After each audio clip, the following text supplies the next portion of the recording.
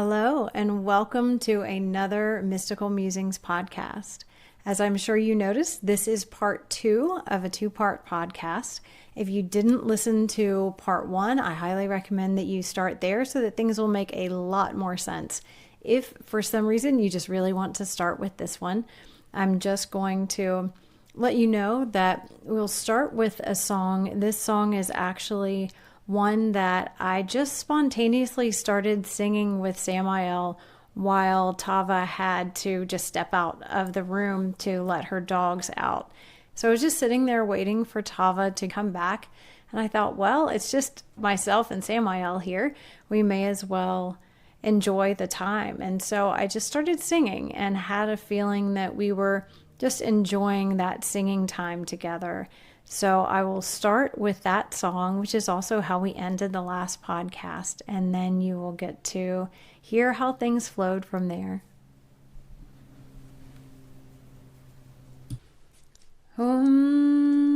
Hum, hum,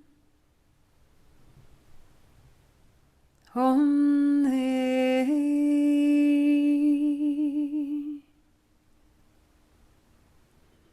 Hum, hum, hum, he.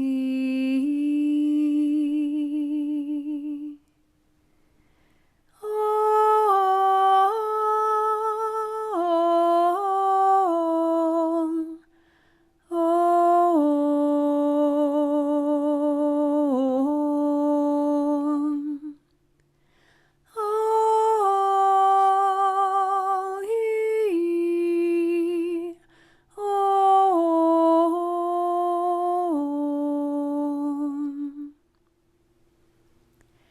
oh,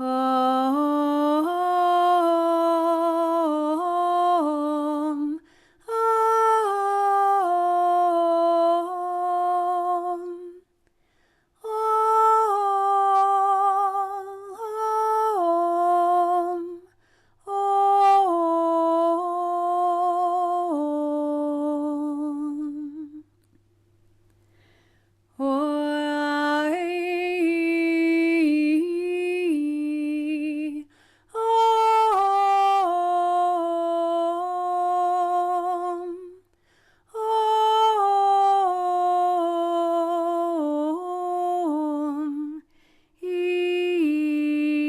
oh,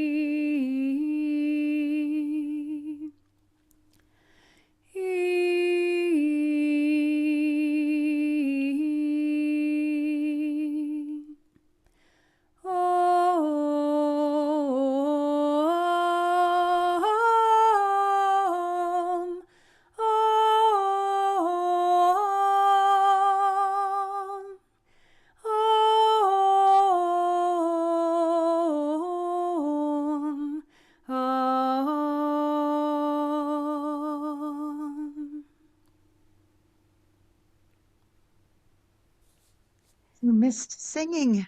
Oh no. It was funny you left, and in my head I said, well, it's just you and me, Samael. And then I was like, well, let's sing. And so I don't know, I just started singing and I felt like on some level he was singing with me. So it's like we were I just walked sitting back here in. singing together. I didn't know what was going on. I came back in the room and I heard him say, "It is lovely." And then I was like, what's happening? What did I miss while I let the dog out? I'm so glad you guys got to hang out and sing. It's so Yeah, it'll lovely. be yeah, Now I I get to just hear thought, it when well, we we do may the as well recording. sing. Yeah. Bring those angelic energies through, baby. Um, Yeah, it was where were we? interesting. Oh, psychic vampires. Now I want to hear the song. Like that'll be my treat. It'll be interesting to see how it comes through because it was with the different mic. So Oh, because okay. I didn't hook anything up, I was just sort of doing it just to entertain myself and Samael while we were. He was saying he liked to echo, and so I was thinking, well, Hmm. maybe he wants to echo. Maybe he'd like to echo me. So I don't know. I'm Oh, not sure what his part was, but it felt lovely. he just said, I am a mockingbird. He thinks that's very funny. Um, um, I yeah. love the Oh, so mockingbird. I think we were talking about psychic vampires. Sometimes it's just they don't pick up on societal or social norms, and that's fine. But I guarantee that everyone listening has one in their lives right now. They all have a need. It's like a need to feed, and it's a lot of times they just want to talk or they want to be in your presence and feed off of your energy for a lot longer than is sustainable for you. And the way around this is to set up boundaries. Samael did say a little something on boundaries here that I wanted to read. He said, worth. It all begins with worth. When you know yourself and can trust and respect yourself, you begin to feel your boundaries. A lack of boundaries should not be confused with a generous heart. Oh boy, do I need to take that to. When you do not eat or sleep or center due to lack of boundaries, others take too much, some consciously, some unconsciously. Soon there will be nothing left of you. You will make poor choices, and attachments you do not want will take root in your soul. There are more energies than the angelic around you. Keep this in mind. So I just got about 2 days of this from him. I have a terrible habit of confusing a lack of boundaries with being generous. I think, oh, someone wants to eat that thing that I want to eat, or someone wants my attention and I haven't had lunch yet. It will always take the sacrificial hit so that they can have the attention or the item that they want. If someone wants to stay up late, even if I am tired, I have great difficulty saying, no, I'm sorry, I'm too tired for this.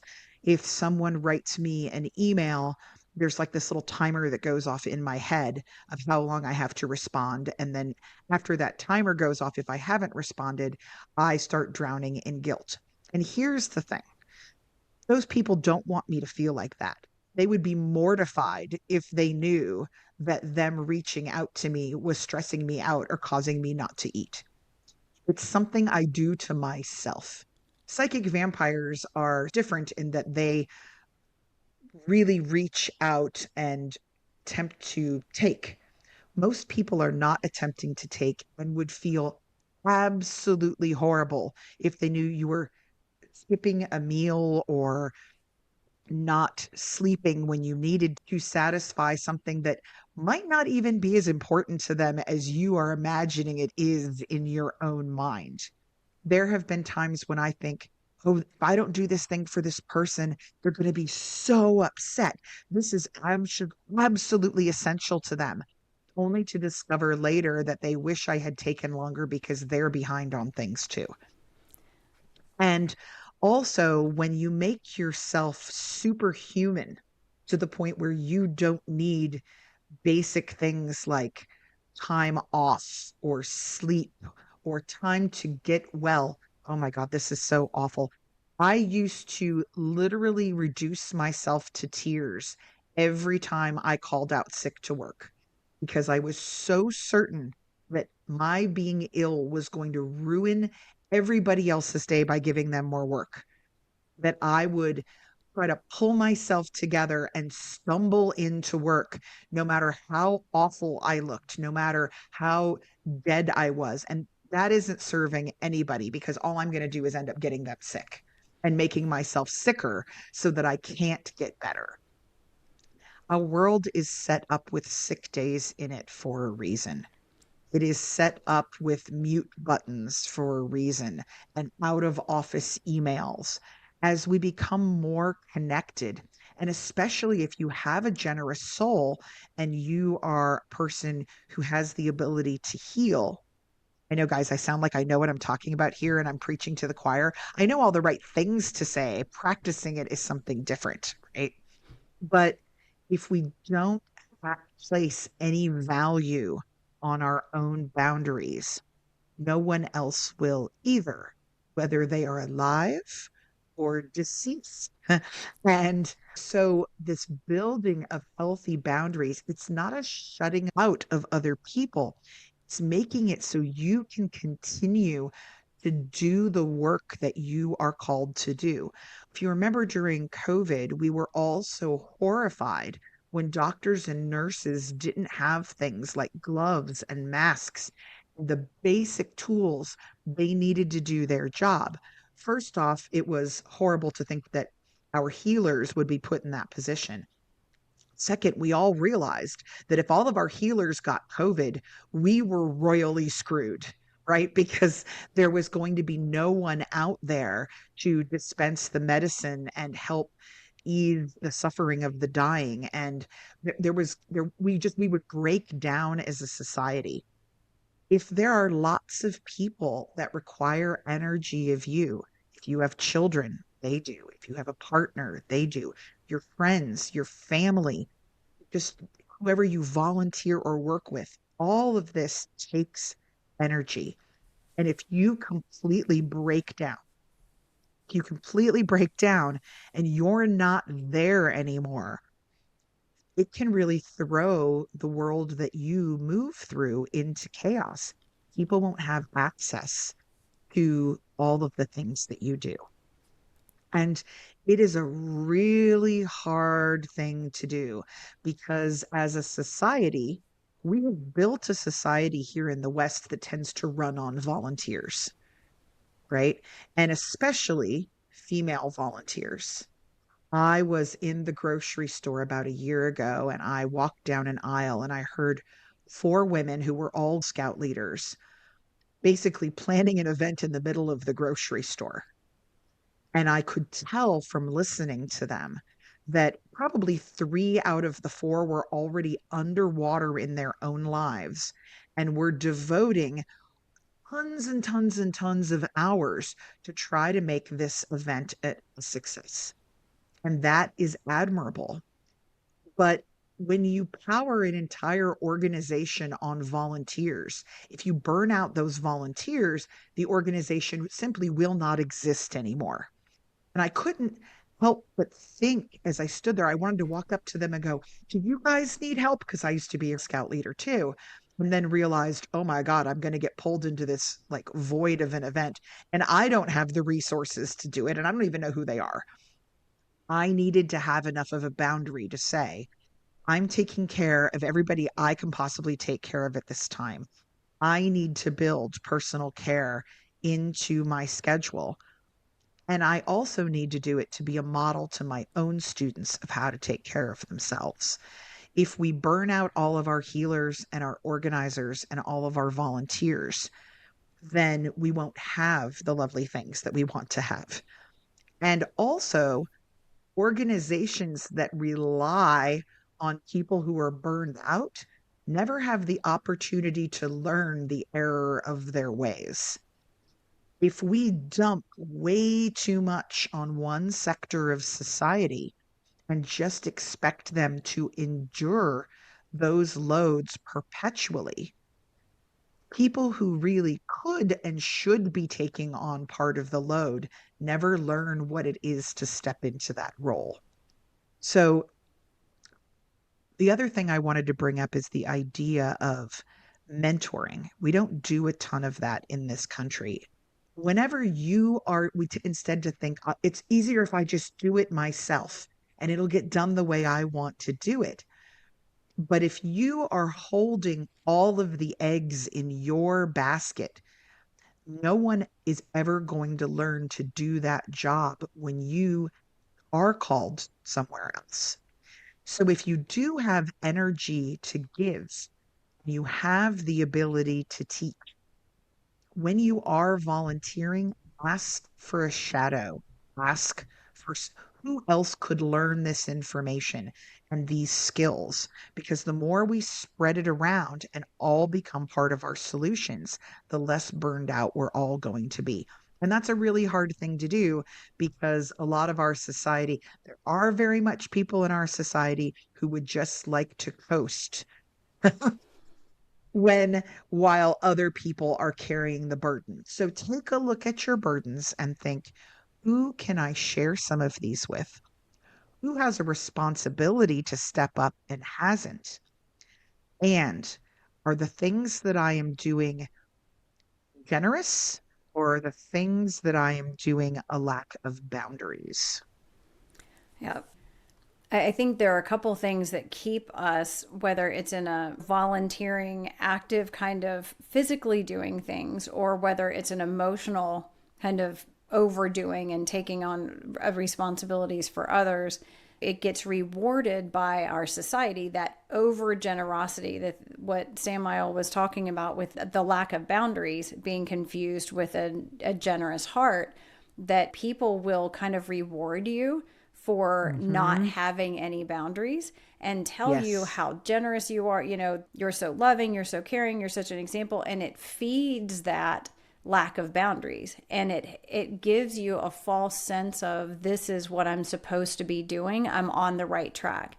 Meanwhile, you're getting more and more exhausted. Maybe you're getting sick. Maybe you've developed a major illness because of the lack of boundaries. And so it can be really hard to start establishing those boundaries, because it's like, well, everybody's going to think that I'm being selfish. I'm not being nice. I'm not that person anymore. And a lot of times our identity is wrapped up in that idea of, other people think that I'm like this. And if I stop doing that and I start having some boundaries, it's all going to change. And what I found is that oftentimes it really doesn't. What it does is actually come as a relief to the people that have been saying that. Sometimes they just want to use as much of you as they can. But oftentimes, if it's someone that you're really in some kind of relationship with, a lot of the time, it's a relief to them to see you starting to care for yourself. Because as much as you're giving, they worry and they see that lack of boundaries. And over and over, I keep getting this message of that boundaries is an inside job. And I think that comes from so many things. And I think the inside job starts with the worth, like Samael was saying, and like Tava was saying, where first we have to believe that we are worthy of having anything ourselves. Because if we don't feel that we are worthy of having health, of having time to spend on things that just bring us joy, that if we don't feel like we are worthy of maybe spending a little bit extra to get, the healthier food, or to just sit and be like, I'm going to treat myself because I'm exhausted and I need to eat now, or whatever those things are, if we don't feel worthy of it, then there's nowhere to start. There's no foundation to build the boundaries on to begin with. And I find that overlaps so much energetically. There's both the physical exhaustion from physically overdoing and signing up for too many things. And sure, I'll bring this. Sure, I'll volunteer for that day when you really needed that day to rest. And so there's that, but there's also the energetic porousness. When we open ourselves up to everyone and everything, we genuinely are opening ourselves up energetically to all the beings that are out there, all the lost souls, all the discarnate kinds of energies, all the thought forms that are floating around in mass, that are just collections of all of people's thoughts and fears and worries. We take in all of that. It's like we're energetic Swiss cheese. And when we're like that, we don't have the ability to keep doing the healing work that we're doing, and we start breaking down. And so one of my big things about boundaries and protection is people talk about, well, what do you do to protect yourself? And there's so many articles out there and different things about putting up boundaries, that the way to set up those boundaries is all about like building walls or warding something off, having a symbol that's going to keep things away and scare them away, and kind of barricading yourself inside something, or asking a being to come and protect. And I am all for that. Do not get me wrong. Archangel Michael, I call all the time. Samael is absolutely wonderful and steps in, and having those guardian beings, these divine entities who have the bigger picture and have the ability to help move things on, is super, super helpful. But what I've been shown is that there's only so much they can do. Archangel Michael had shown me that it was like, if you imagine it like a castle, they've barricaded outside, they've done all these things, and he's protecting this whole castle. But then I go and open a window and throw down a rope and are like, come on, guys, come out, over here. That's kind of what it's like. I'm doing all this stuff, but then you're putting down the drawbridge. You're opening the back door when I'm barricading the front door, trying to keep you safe. And it's like we do that by not believing in our own worth and by having false beliefs that we are responsible for other people's energy. We are responsible for other people's healing, for taking their portion of their work to do and carrying it ourselves. And when we have these kinds of beliefs, we inadvertently open other doors and other windows. And it's like, I'm trying to help you. He said, I am not here as a protector against something. I am here for something, to uphold your boundaries. When you have identified something in particular that you need help eliminating or removing, and you need protection from that's something that is not respecting free will, I will be here when you call and I will guide you. But that, like the asking for overall protection from me is beneficial, but it's more complicated. So there are things that you do that thwart my efforts and allow in things that I would not. Boundaries is an inside job. I can hold the line and vanquish your foes, but you must keep the gates shut. At the same time, barricading yourself inside walls is not healthy either. There must be an openness that comes from faith as well as a strong barricade. And he says to shut yourself away, block out the sun, and hold your heart as though it is fragile and can be hurt is not a way to live. There must be a degree of faith, an activation of that energy, firm foundation on which to stand and say, here I am, and feel your power. Feeling your power is key. Owning your power, knowing your worth and upholding it. These are keys to safety and sovereignty, to living life from faith, not fear. You do not want to spend it hiding away behind walls, nor smothering beneath the lies of others. There must be balance, balance, balance. Yes.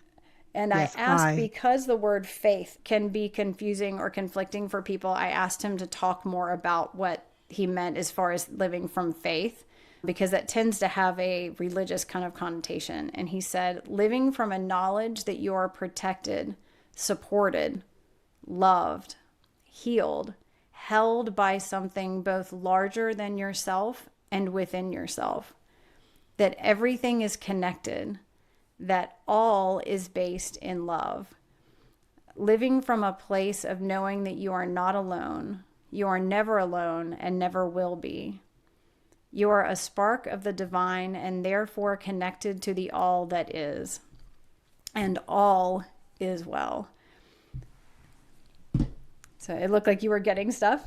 I have it, yes. And there's Samael literally adds one sentence to that, which is, if it will fall down without you, it is not meant to stand. And I know that Wow. that's something that's really, I go, but if I don't show up, it will all fall apart. If I'm not there, this all hinges on me. And if the mission that you're on is going to utterly collapse because you don't show up somewhere on the third Tuesday of April, it's not strong, and it's not in a format where it's meant to stand. You have to look at it and say, can this stand without me? I'm going to go back to Maria Montessori. Are you guys ready? Here we go. It's reminded me of her. Your Montessori moment. My Montessori moment in the podcast. A lot of our classrooms in the West, it's all of the children gathered around looking up at the teacher who's writing things on the board. Everything is centered around what that teacher says and does. One of the things that's really revolutionary about Montessori education is that it's not centered around the teacher. It's centered around the relationship between the child and their environment. And the teacher is really just a conduit to prepare the environment for the child. It's a very different way of looking at education. And Maria Montessori told her teachers that their ultimate goal in the classroom was for the children to be working as though the teacher did not exist. And that was the measure of success, that the children could teach each other. They could interact and care for the environment without someone running around putting the tops on all the glue sticks and delivering the lesson themselves. I always knew when my class was successful when I was teaching toddlers, very day, usually a couple of weeks in, where I could look at my assistant and say, going to leave the classroom and go to the bathroom. And she would just nod, and I would step outside the room and shut the door. And I would go to the bathroom, which is a human need of my own, and return. And if the classroom was not full of screaming children who had all been fixated on my presence, I was doing my job well. And so that's company that crumbles when one person isn't there, or a volunteer organization that falls apart when one person isn't there, is not currently designed to stand. There are two ways that I wanted to just bring up that we sometimes get ourselves into these situations where you think, find my power. Have I ever had any? Right?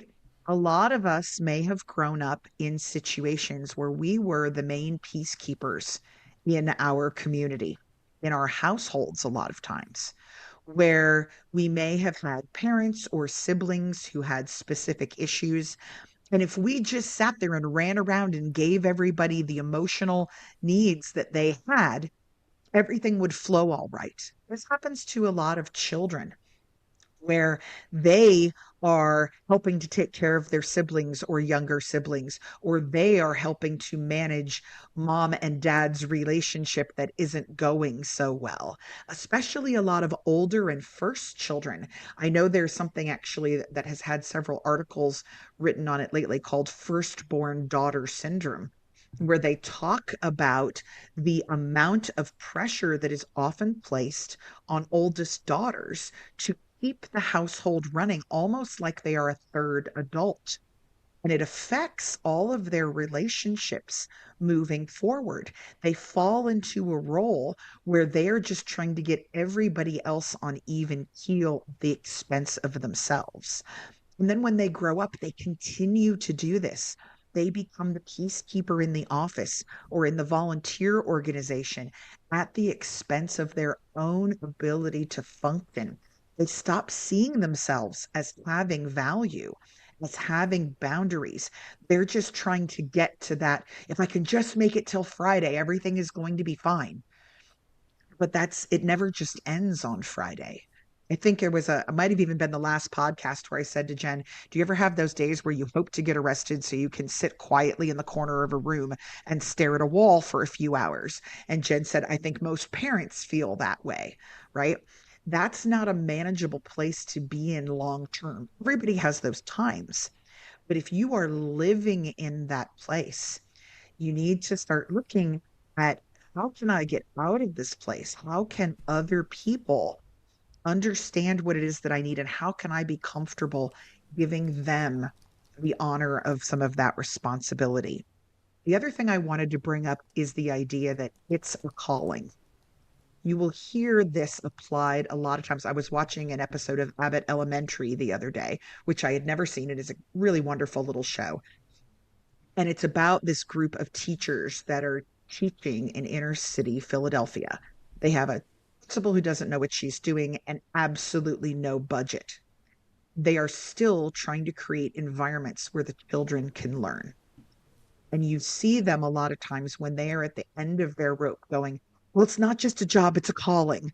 And throwing their own money, their own health, their own well-being under the bus because teaching is a calling. It's been given this idea that it is a religious calling, that you are here to tend to the children and that you have no needs of your own. You see this in the medical field a lot too. Nurses, it's a calling, right? They're in there dealing with a lot. And doctors literally could not do their job without the nurses, who are often really sacrificing themselves to keep things going. We need to understand that even if something is a calling, doesn't mean you should be sacrificed for that calling. There are a lot of industries and organizations out there that will say, as a tool of manipulation, well, you can do it with nothing because this is your calling. You're answering a higher power. I do not believe that there are higher powers that want us to completely obliterate ourselves so that a school system or a hospital can save a little bit of money. I really, really don't. What we need to work on in our society is a shift towards these people who it is a calling, need to be supported just as much as we support the CEOs of large organizations, right? It's amazing to me sometimes to look at which professions are identified as a calling and realizing that these are our most underpaid and under-supported positions. And this is something that we're all going to need to collectively speak for in order to change it. And I can see there's movement on to do that. It's going to take time. But if anybody ever says to you, well, I just need you to work 20 hours off the clock because what you do is a calling, that's not a sustainable calling. And it's okay to push back and say, I am educating young minds or I am saving lives. And society as a whole says the children are our future and that we need to take care of nurses, but they need to put their effort and their time and their focus and their money where their mouth is, and not just leave people in positions where they are unsupported under the umbrella of calling. So that might be something interesting to look at in your own workplace and in your own industries. Am I running myself into the ground because I've been told, oh, this place couldn't run without you, or what you do is such a gifted calling? If these are the words you're hearing around yourself, then your answer back needs to be, no place should run on the back of one person. We need to relook and rethink how we do things. Because if I do burn out and end up in the hospital, this place is going to fall. Have that succession plan and start training for it now. And second, if you're telling me that my work is a divinely inspired calling, then it needs to be at the top of your support list. And I think a lot of us have difficulty doing that. Yeah. And I think there's another aspect of that kind of thing, of that sense of, it's a calling, or in order to help, I'm supposed to be doing this. And, mothering is one of the things that comes to me. And I think anyone who is caregiving and supporting others in any kind of way, I am so moved by what Samael had said about if it will fall down without you, it's not meant to stand. I think a lot of times we are so afraid that it will fall, that we're afraid that, well, maybe it won't stand without me, and the fear of what would happen if that were to fall. And it may be a relationship, it may be, watching your child falter and fall. But it is really important that we allow others the opportunity to find their strength and to stand on their own. without us. And if we don't, we're not doing them a service either.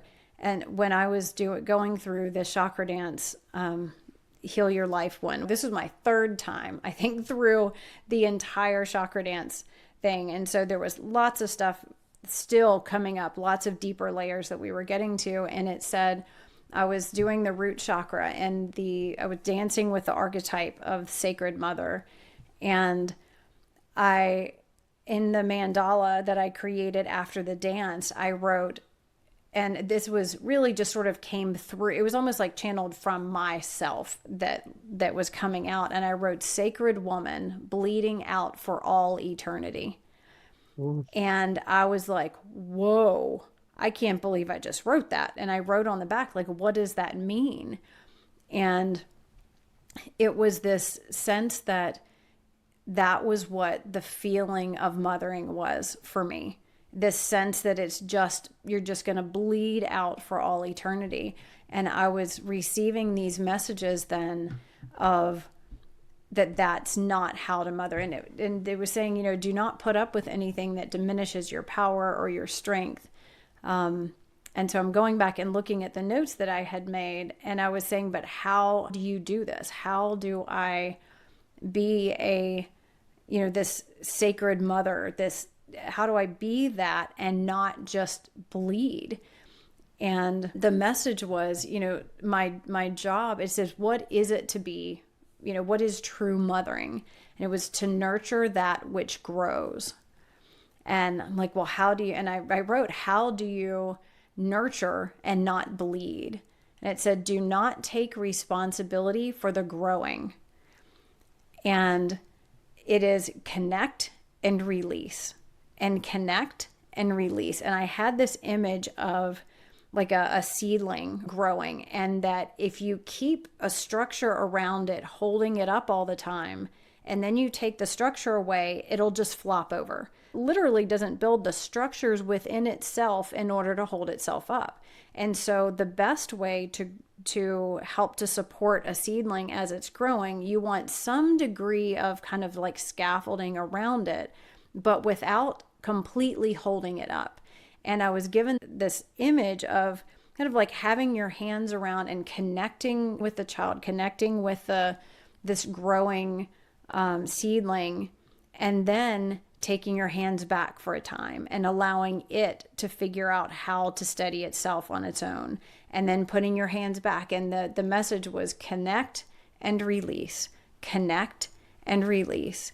And in the releasing part, really allowing the growing and the building of its own strength, and respecting and allowing what needs to happen. And I was given to that idea that, like, seedlings, again, if they're grown in a room where there's no actual sun, it's just lights, and there's no wind, there's no air movement, they're much, much weaker. But when you do something called hardening them off, where you take these little seedlings and you set them outside for a short period of time to have the actual strength of the sun and some wind, but it's not, sticking it all the way out there, and you slowly build their way to where then you can put this outside and plant it in the garden, and all of a sudden you can have a massive thunderstorm and it still holds up. But that our job is not to hold the things up, but to provide that connection and strength, and then allowing it. And that was a huge, huge thing for me. And it takes a letting go, and there's a fear there, but we have to have the faith that it's going to find it on its own. And I see you writing. So funny, because as you were doing that, Samael's over here agreeing with you. This is what he said. Humans are frightened of the fall. Are there fallen angels?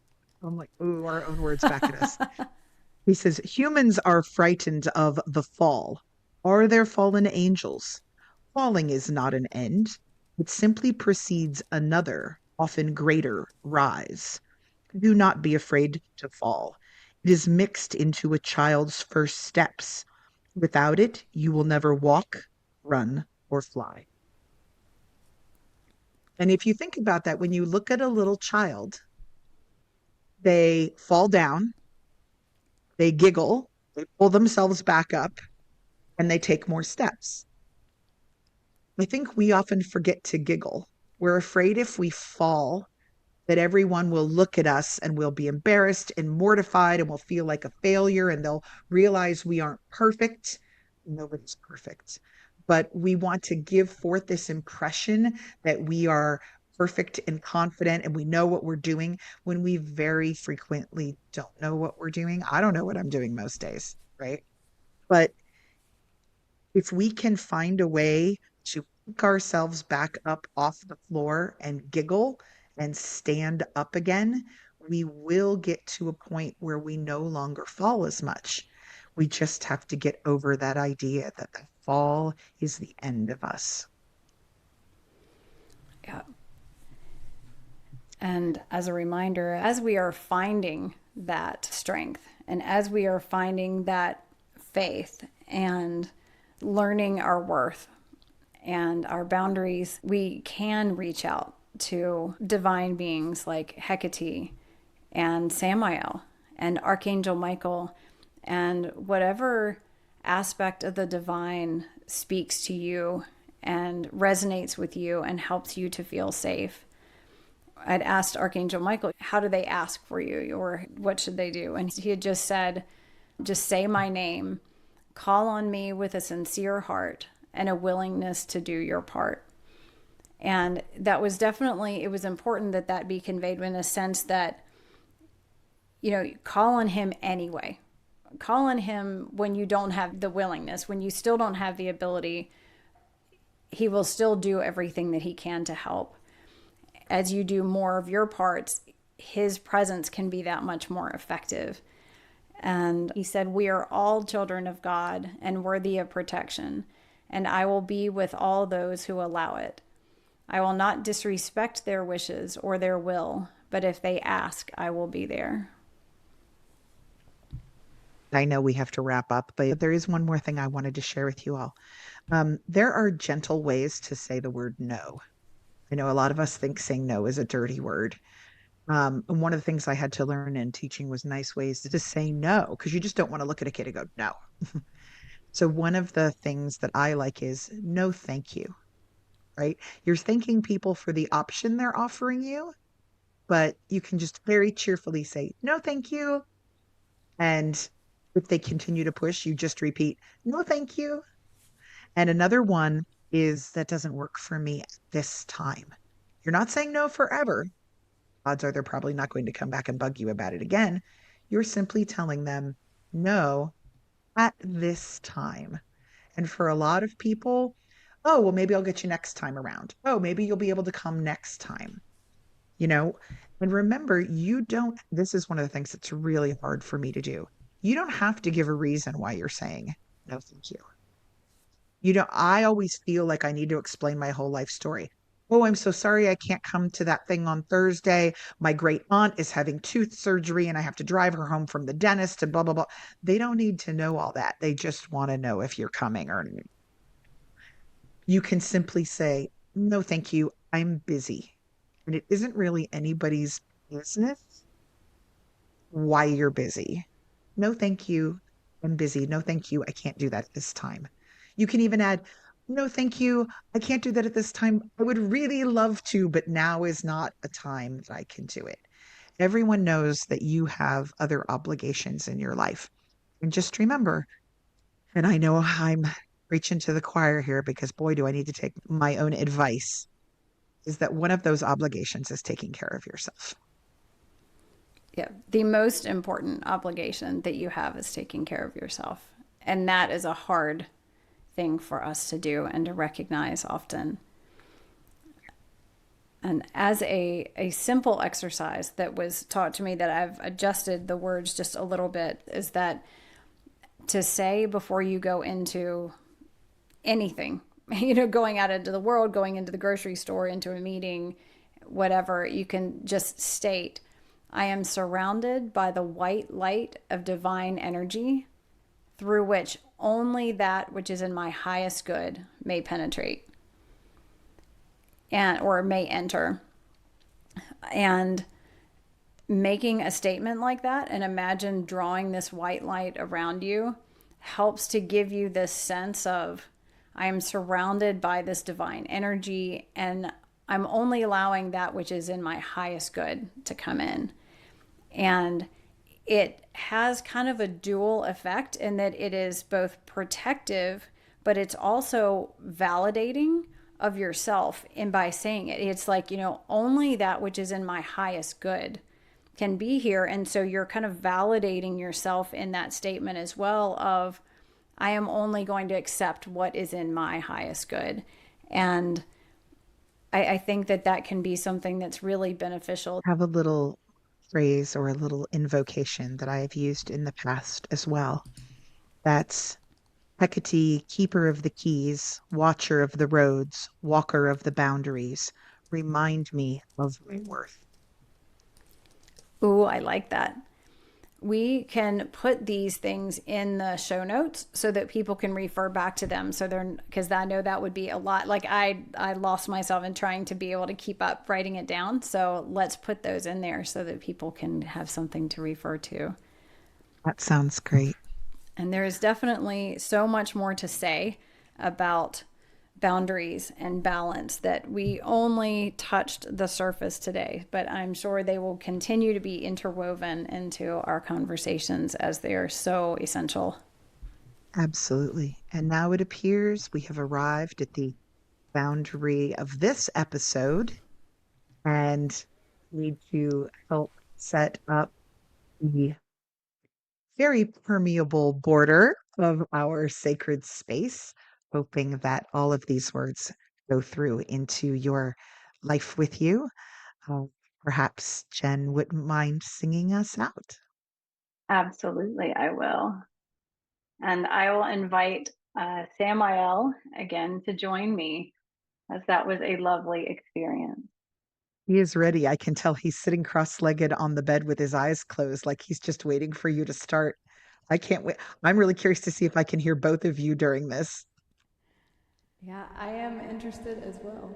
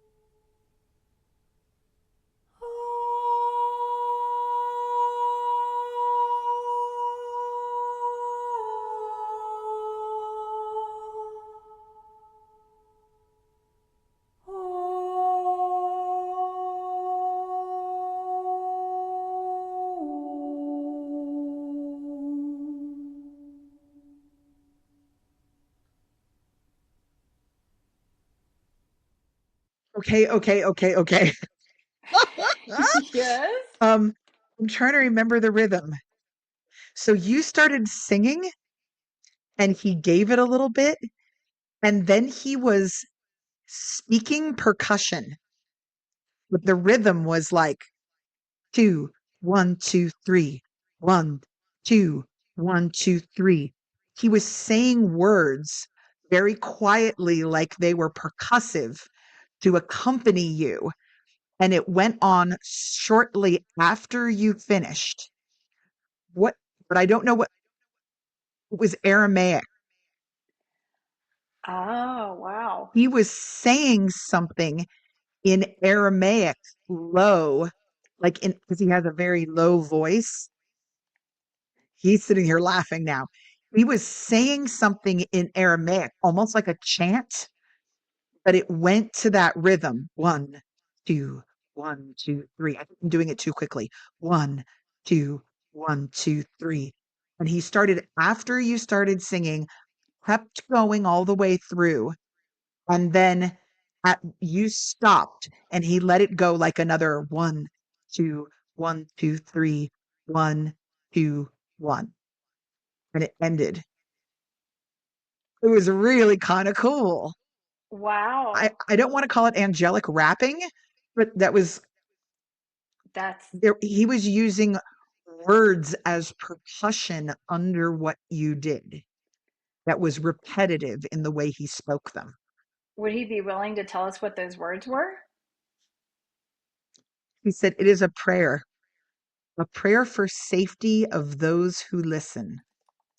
Thank you. I was so glad I had turned off my audio because I was sitting here drumming along on the table, trying to remember the rhythm of what he was doing so that I could tell you when you finished. Oh, I'm so It, glad you did. it's really neat because you had all of this very high ethereal, beautiful bringing in of the energy. And then it's like he was providing this grounding, low, like bass chant under it all. Wow. And it was interesting. I heard a different sound in my ears. I was so hoping that the sound wasn't getting cut out because I didn't know if it was the AirPods or, but it was like a different, it wasn't the sound of Archangel Michael. It was like this almost electric. It was a very different sound in my ears, and I kept thinking, am I like shorting out? Are my AirPods about to explode, or is this the sound of Samael? Like, but it was different. Oh my gosh, that was really cool. Like he was joining in, but it was a whole different part. Like he was trying to support your composition. Like he was trying to support what you were channeling in. That was pretty wild. That was So, amazing. oh my Well, goodness. Well, thank you everybody for tuning in. Everyone out there, walk safe, stay safe, remember your worth, and guard those boundaries.